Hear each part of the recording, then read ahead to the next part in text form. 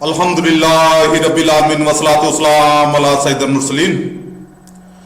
تفسیر تبیان القرآن سورہ بقرہ آیت نمبر 44 اللہ رب العزت کا ارشاد ہے، کیا تم لوگوں کو نیکی کا حکم دیتے ہو اور اپنے آپ کو بھول جاتے ہو، حالانکہ تم کتاب کی تلاوت کرتے ہو؟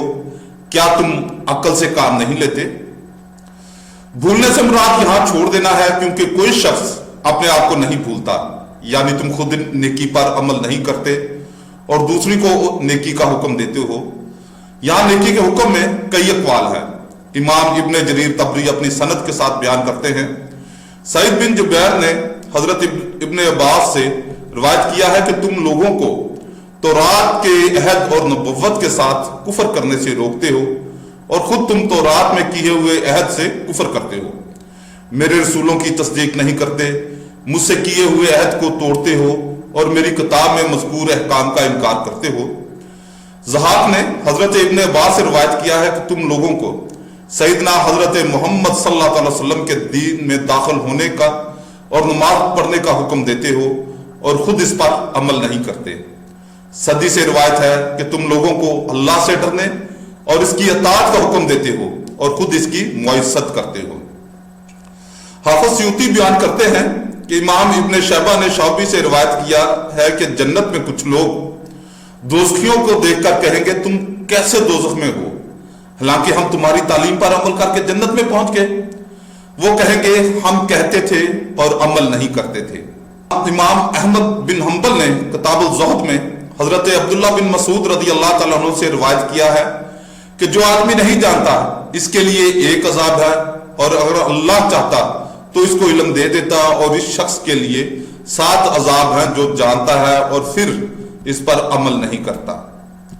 امر بالمعروف اور نہی عن المنکر کے لیے علماء نے 3 شرطیں ذکر کی ہیں۔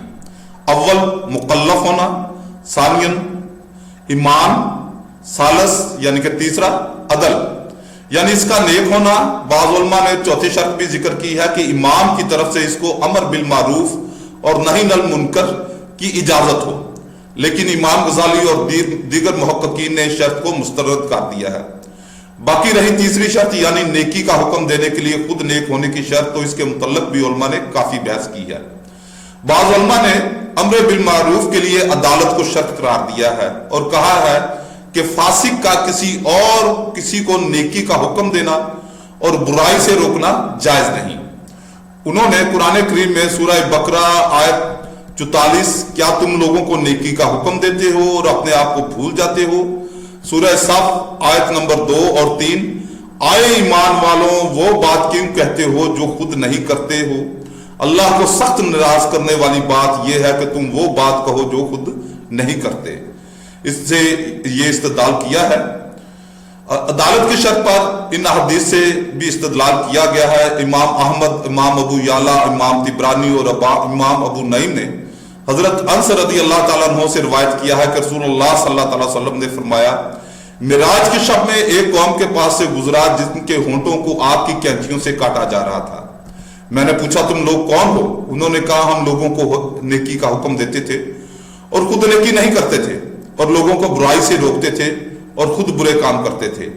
امام ابو نعیم نے حلیہ میں مالک بن دینار سے روایت کیا ہے کہ حضرت عیسیٰ علیہ السلام کی طرف اللہ نے وحی کی، اپنے آپ کو نصیحت کرو، اگر تم نے خود نصیحت پر عمل کر لیا تو پھر لوگوں کو نصیحت کرو، ورنہ مجھ سے حیا کرو۔